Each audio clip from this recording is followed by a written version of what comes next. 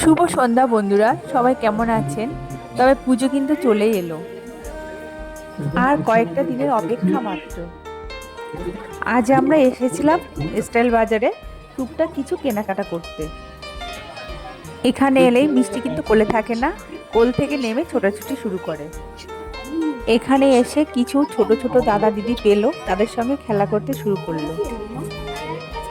ওর কিন্তু চশমা খুব পছন্দের, চশমার স্ট্যান্ড দেখে ওখান থেকে বিভিন্ন চশমা নামানো শুরু করলো। বন্ধুরা, আপনাদের পুজোর কেনাকাটা কি কমপ্লিট হলো? কমেন্ট করে জানাবেন। এবছরে পুজোয় কি হবে জানি না, বৃষ্টি কিন্তু প্রতিদিনই হয়েই চলেছে।